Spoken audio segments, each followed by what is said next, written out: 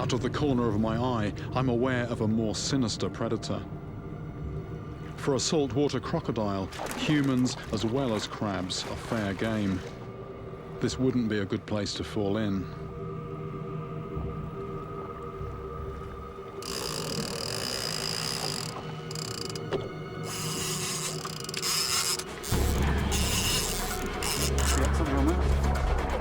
This time, I'm hooked into something meaty. It's only day one, but I wonder if I'm about to get lucky. That's actually running. Back a little, back. Oh, here we go. Coming up. Just when I think it's in, the fish kicks off again, and I grab my rod back for round 2.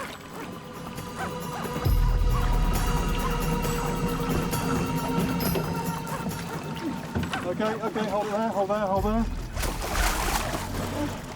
I'm going to take this easy because I can't get a positive ID in the water. It's very muddy water.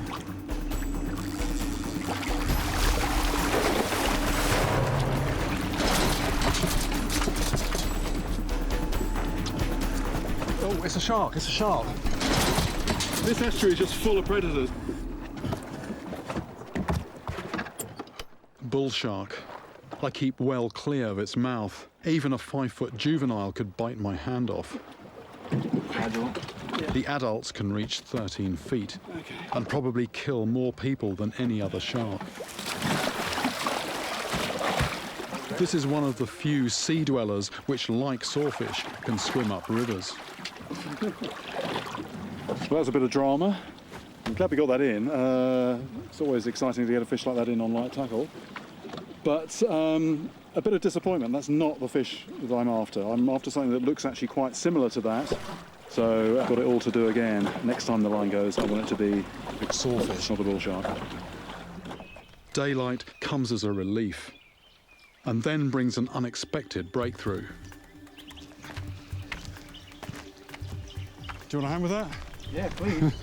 Another fisherman, up early before the heat of the day, has accidentally hooked a sawfish. This 2-footer is a mere pup, but an extra pair of hands still doesn't go amiss. Were you fishing for these, or...? No, barramundi. Barramundi. And right. I've caught everything but. Right. Certainly the first one of these I've seen. Okay.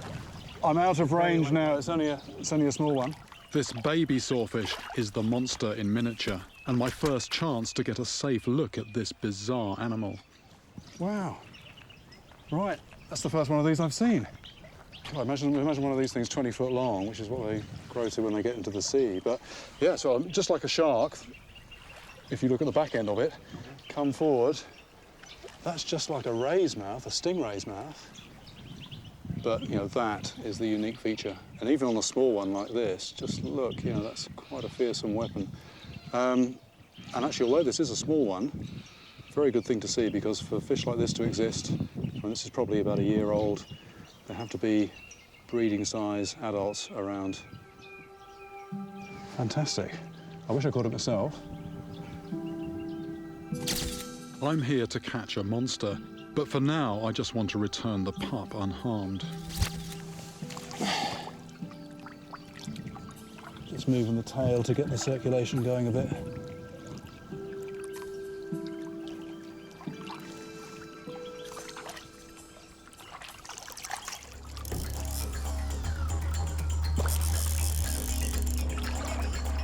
By perching on an island of rock, I can cast into a wide area of river. But steep sides and jagged surfaces mean I don't have much room for manoeuvre.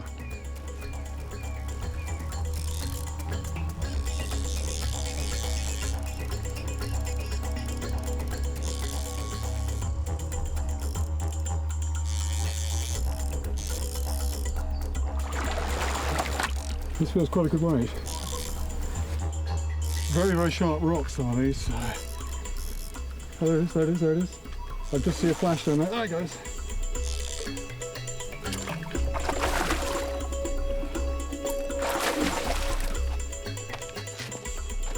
Oops.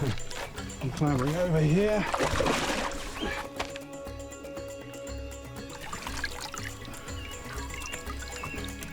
Oh, yeah. Barramundi, lovely. Not bad for 20 minutes work. Spiky old dorsal fin on there, that's why you've got to be a bit careful handling these. Also, there's a very, very sharp, razor sharp bit of bone just in front of the gill flap there. Plus I had all the hooks to extract on this very precipitous bit of sharp limestone here. But here we go, fish in safely, barramundi, and just what a spectacular setting to catch it from.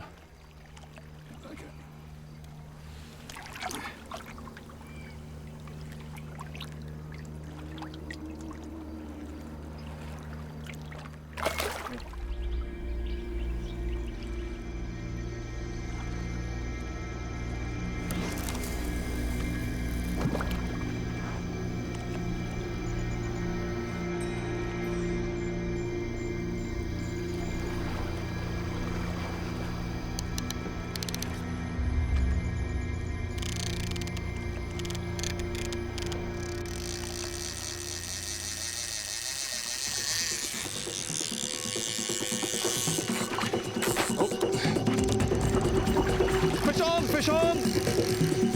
Yeah. This is a beast that means business, and it doesn't feel like a shark. Good size, good size. It's coming in quite close, it's already quite... I'm trying to get on these rocks in here. I need someone to grab it. I think that's ready, it's ready, I think. It's a sawfish, it's a sawfish. At last, the animal that's been swimming around on my head for nearly 20 years.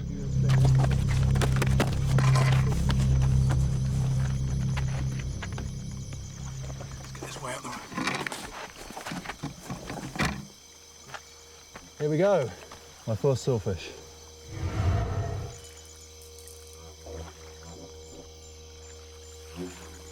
Look at this for a beast. This thing nearly 7 foot long, it's bigger than I am. And that rostrum on there, that's 1.5 foot long. It's got 39 of those teeth. Each one is about 1 inch long, wickedly sharp. We've got a huge dorsal fin, a very big second dorsal fin, very big tail, and they anchor the body. And when the body flexes, it's this head and this rostrum that really scythe from side to side.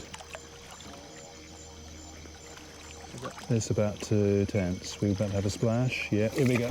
Yeah.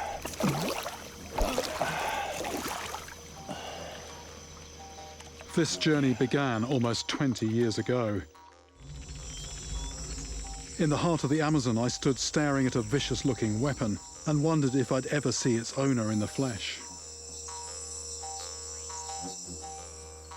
Now, in a remote river in Australia, I've finally got my hands on a live sawfish. So I hold that down. The scientists, meanwhile, think they've figured out why these creatures come into fresh water. It's flat on the rostrum. Dave's latest measurements show that they're using the Fitzroy as a nursery. Acoustic tag going in here. Despite all the predators, it's still safer here than in the sea. Only when they reach 8 or 9 feet long do sawfish leave the river. As an adult living in salt water, this fish could one day become a 20-foot giant. But I came here to find out if this fish is also a monster in terms of deed. Now, there's no doubt that that fearsome toothed rostrum is potentially a lethal weapon, and it's certainly been used as such in the hands of humans. But I can find just no instance at all of this fish having attacked a human being willfully. In other words, its monstrous appearance is not matched by its behaviour. Certainly if you're a small fish, this thing is a deadly weapon, but from the human point of view, the sawfish is the archetypal gentle giant. If anything, these vicious-looking creatures seem to be more sinned against than sinners. The thing is, with these fish, it's always the weaponry that the attention is drawn to, the rostrum with all those teeth. But actually, looking at the rest of this fish, this animal has been in the wars. It's been on the receiving end of quite a bad injury. There's a big bit of its pectoral fin here missing, and that's a very clean, curved cut, and it's slightly raw as well, which suggests it's fairly recent. And that would be a bull shark. And look at that. The saltwater crocodile thought it would have an easy meal. teeth just bounced off that hide. So this is not just an animal with a very sort of fearsome weapon on the end of its snout. It's just really tough as well. I mean, it just shrugged off that attack. It really is a rough, tough environment down there, and it does seem that you need to be tooled up in some way or other just in order to survive. The tragedy for this fish is that in a world full of nets, the very weapon it needs to survive is now liable to get it snagged and killed.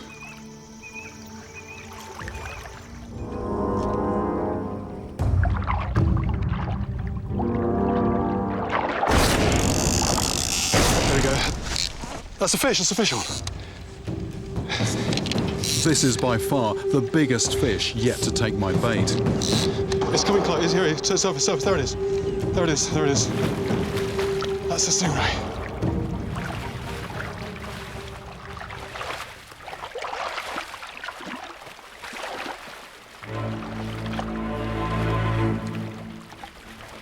It's off the bottom, but there's trees down here. Although this is only a juvenile, it is still armed with a deadly barb and tissue-destroying venom. It's a long way off yet, but I don't want to bring this into the boat, so I ask Jose to head for the nearest beach. Jose, vamos, tranquilo. I put on knife-proof Kevlar gloves to protect me against the barb. And just pull it up. As soon as it's out of the water, its tail is aiming for me.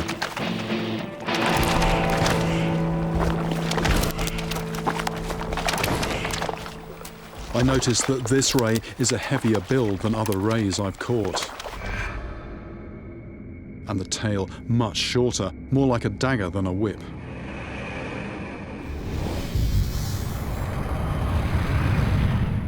I want to see if I can get a look at that.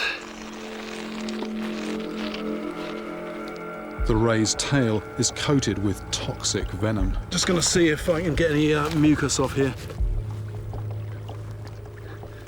General fish slime. That's just sort of slime, that's mucus, but living in there you've got a cocktail of bacteria. I'm actually thinking about what those cowboys were saying. They've had horses die from fatal bleeding, but also from the infection when they've stepped on a ray. Oh! That's actually one heavy beast. And that's the, I'm just feeling the weight of this animal now. And this is a small one. I'm just thinking a weapon like that with 400, 500, maybe 600 pounds behind it. You know, it's like somebody coming at you with a medieval mace in a way. It's like a club with a nail in it. Anyway, let's get it back. Easing it into slightly deeper water. No, I'm just looking at the pattern of this and just, you know, it does just completely disappear into the background. It really does bring home how dangerous potentially these things are when you just see how they're just almost invisible in the water.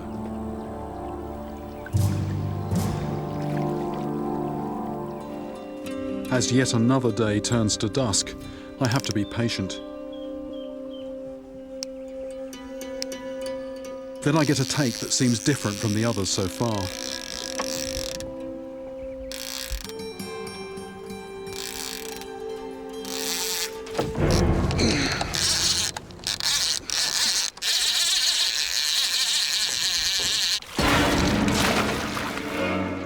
Look at that. So, this is a Dorado. Oh, hey. But it's got some teeth there. It's a serious predator. And, well, one of many predators in the water here, and this is just one of the things that's beating the stingrays to the bait. This is the game fish that most anglers come here to catch. I'm just putting that back. That's not what I want. I want this sort of sluggish thing that skulks on the bottom. Most of my brother anglers would be the other way around.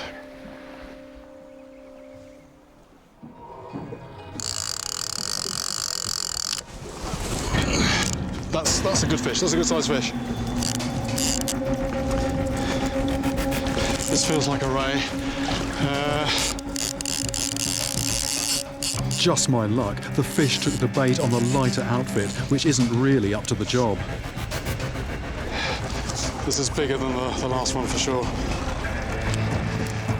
In Thailand, a giant ray snapped a rod that wasn't right for the job, something I really don't want to happen again.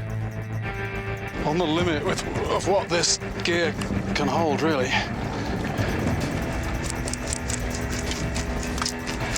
Yeah, that's moving, it's moving. Plus, it looks like the river bottom is littered with dead trees. One snag, and this fish is gone.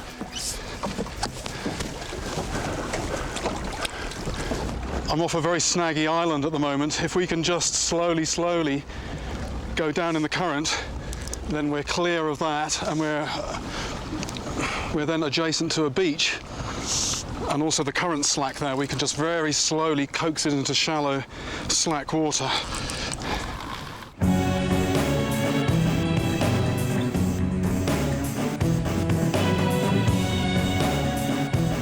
Because the ray took the bait on the weaker rod, I have limited pulling power, so I'm in for the long haul. It's now been on well over an hour.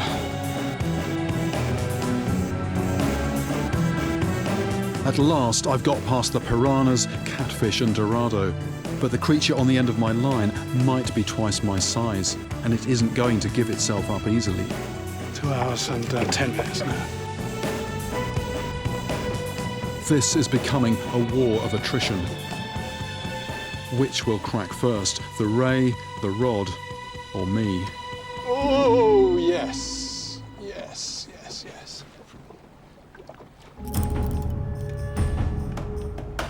After 11 grueling days of fishing, I've hooked what could be the biggest totally freshwater river monster I've ever had on my line. It feels like it has come unstuck from the bottom a couple of times, but it's just most of the time it's just a dead weight. Every now and again there's a slight movement, it rises, and then it sort of sticks down again. Rays stick themselves to the bottom. Prying them off is like pulling the plug out of the river. This just feels like a dead weight, a dead weight. That could be in a tree, it could be in a tree. It's using all its bulk and the flow of the river to defeat me. What I'm going to do, we're just going to take the boat upstream a little bit, and I'm just going to apply some pressure just from the other side, because if it is in a snag, possibly, if I can just get a different angle on it. Jose has to maneuver very precisely in the strong current. That's a tail hitting the line, tail hitting the line. With a fish like this, I'm not in control. All I can do is react.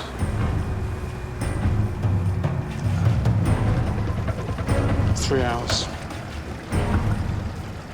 This is my longest battle ever, beating even the South African bull shark that took 2 hours and 45 minutes. My back and arms are now burning. That is fish, I think. That is fish, that is fish, that is fish, that is fish moving. It's back. My manoeuvre worked. So a bit of tactics there. Nothing was happening, nothing. And I think it might have just hooked the line around a branch, so we just changed the angle of the pull slightly. Look at that, there it goes, there it goes, there it goes. That's good, that's good. I want to get it to the beach where I can handle it safely, but that means coaxing it 200 yards further downstream. We've got it literally just 10, 15 feet from the bank. As the creature tires, I have it exactly where I want it. There it is, there it is, there it is, there it is, there it is, there it is! Finally, after perhaps the most punishing battle I have ever had, I land one of the biggest, strongest, and most alien freshwater fish I've ever seen. The thing I really want to do with this one, though, is get a close-up of the tail. I mean, obviously not too close. And to think this is a fish that until recently I didn't even know existed. The Chucho de Rio is unlike any other ray I've come across. Okay, nearly 53 inches. Which would make it easily 250 pounds. But what really makes this species stand out is that it is a killer, with a weapon as brutal as a medieval mace, like a club fortified with rusty nails, which it drives in with its massive bulk. I might have to just kneel on top of the animal. Okay.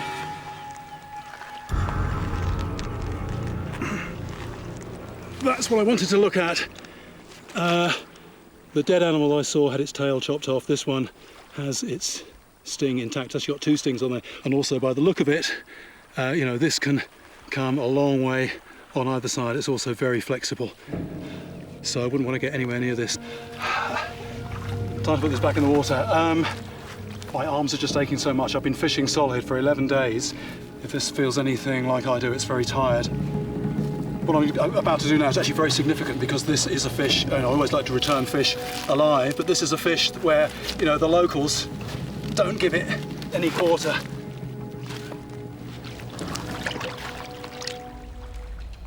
All I can realistically do is put a bait in the water and hope an electric eel takes it before something else does.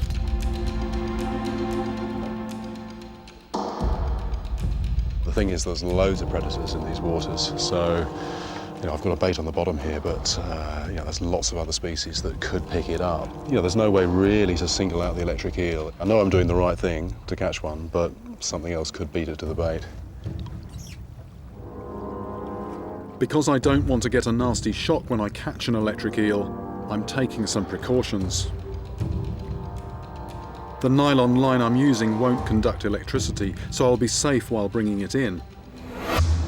Then, once I get it to the boat, I have a thick pair of rubber boots and gloves, which means I'll be able to handle it without getting shocked.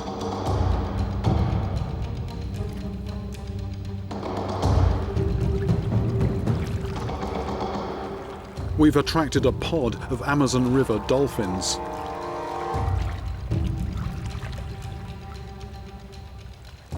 You might think that they're going to take a nice tasty dead fish, but actually they have this echolocation ability, which is a bit like X-ray vision, and they know that there's a hook there and they won't take it.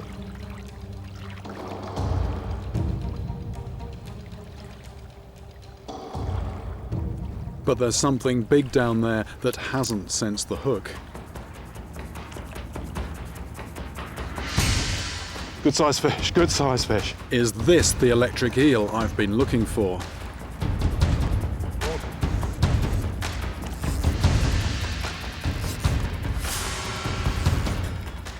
Whatever it is, it's putting up a powerful fight. I don't think this is an electric eel. It's too strong. The back 4/5 of an electric eel's body is mostly used to produce electricity. It doesn't have the muscle to put up a struggle like this. Oh yeah, see the bubbles coming up? That's a big red-tailed catfish, big red-tailed catfish.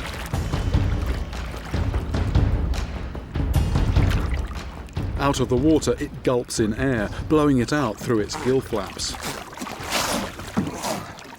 Got it. This is what they call a pirarara here, which is, well, in English we call it red-tailed catfish, very, very obvious reason. And, I mean, just a wonderful coloration it's got as well. Dark back, this very clear line between the dark and the light. This mottling of brown spots as well. Very strong fish, but it tends to not have the stamina. But, I mean, another thing to remark about this fish, it's about 1/3 of the body is his head, huge head. Very capacious mouth. It's got loads of small teeth, so that's really just for gripping. If it gets a fish that it can't totally inhale all at once, oops, with the muscular jaw and those teeth, you know, it's not going to get away. Look at this. This river is just full of predators. There's a big chunk of fin missing there. I get the fish back in the water so it can recover before I let it go. But this proves my point, what I was saying earlier on. You throw a bit of dead fish in this river and there's anything that could take it. You know, it could be an electric eel, that's what I was hoping for, but you know, it could just as likely be one of these red-tailed catfish.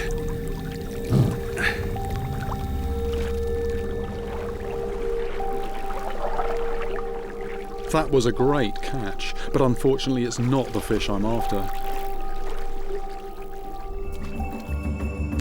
Progress stops when my hook gets caught on an underwater branch. I'm not prepared for what I find at the end of my snagged line. I leap out of the water because I think I've just stumbled across one of these deadly creatures. Here. Here.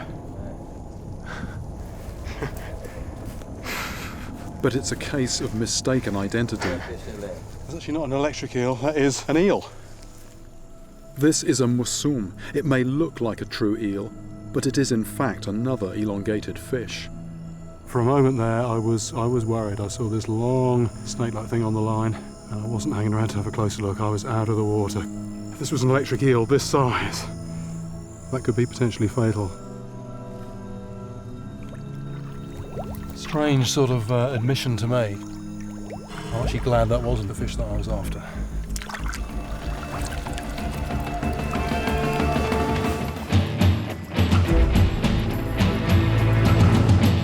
An eel this size can deliver a shock of 650 volts. That's enough to stop my heart in seconds.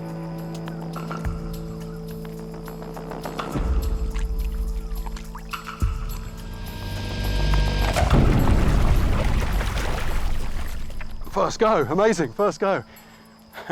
Electric eels can keep on shocking out of water, but the rubber gloves we're wearing protect us from this.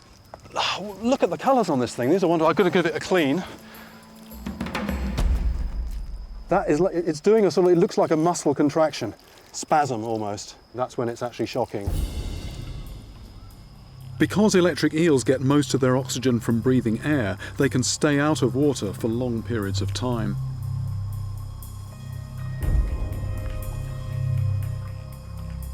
That's 5'10½". That's pretty much exactly the same as me. This is exactly the same size as the eel that killed Francisco, the 21-year-old man who died in the tiny pond near Villanova.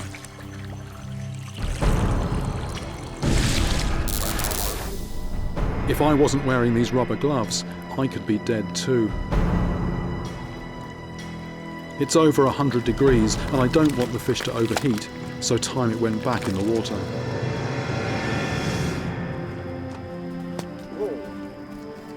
The pond may be shallow at the moment, but the rains are not far behind me.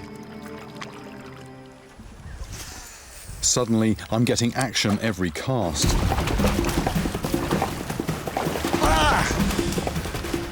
When you get these things in, they are just so well hooked, and yet sometimes you hook one and somehow it just manages to get rid of the hooks. That's quite dramatic though. Short, but very, very dramatic.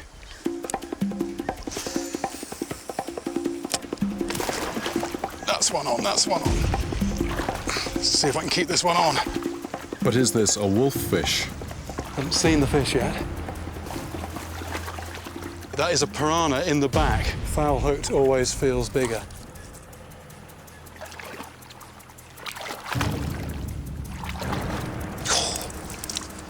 Monster piranha. That is black in colour. Just by looking at one, you can understand the piranha's reputation. But I've done experiments using myself as a guinea pig, and I've concluded that they're only dangerous to people in extreme circumstances. For piranhas, the mob rules. It's death by 1,000 cuts, and for that they have no equal. But I'm comparing wolffish with piranhas 1 against 1, and having now seen the piranhas they have to compete with, I'm even more wary about meeting a wolffish. Although I know there are piranhas around, I need to cover as much water as possible, even if it means wading.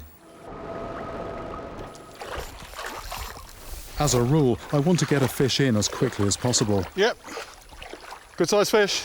This ensures that when I release it, it still has plenty of energy, so it can recover more quickly. But this is not a wolffish.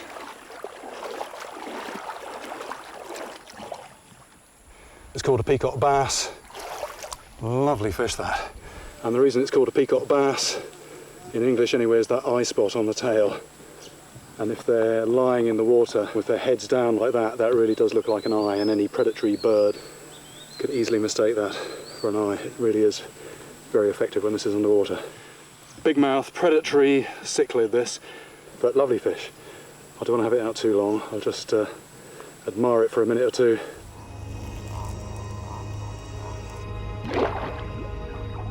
I'm fishing with a big bait cast into the stream. Fish on. But it's just another monster piranha. It's supposed to be asleep now, but there's always one. There's one. It's November, and the rainy season is fast approaching. Carbon fibre rods make excellent lightning conductors. I don't know how long I can stay out here. Luckily, something picks up the bait. It feels big, much bigger than anything I've hooked so far. The question is, do I have one on the end of my line?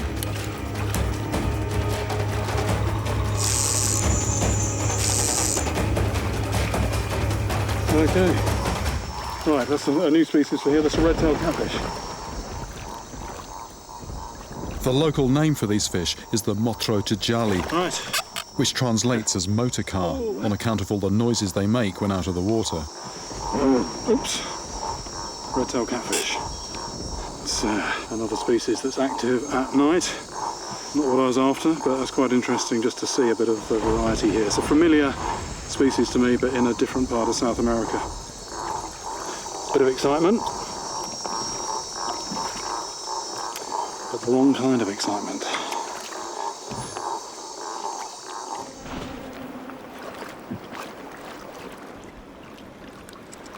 This is a classic example of pure fishing in a way. It's starting with absolutely nothing, just coming down with a couple of rods, no bait, and just poking around in these cracks to find crabs, and then a crab is pulled into pieces, and that's where we start from. And hopefully we turn that.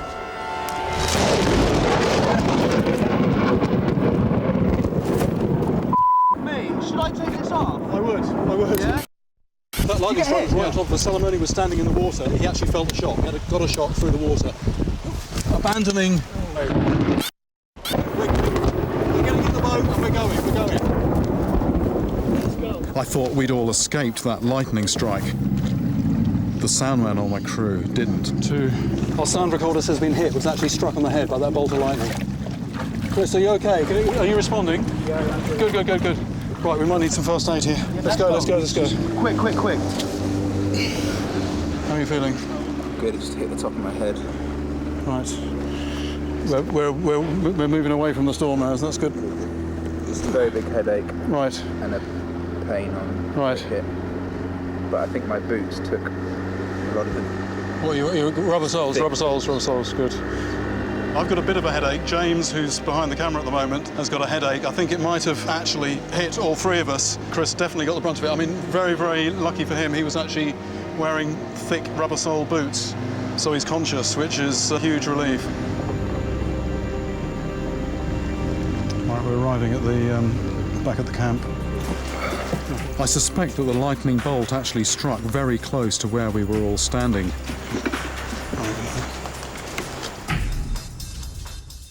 We all felt the effects of the strike, but Chris was obviously the closest. The remoteness of our location is now even more apparent. But thankfully, Chris's condition continues to improve, and within 12 hours he is once more back on his feet and eager to get me fishing again.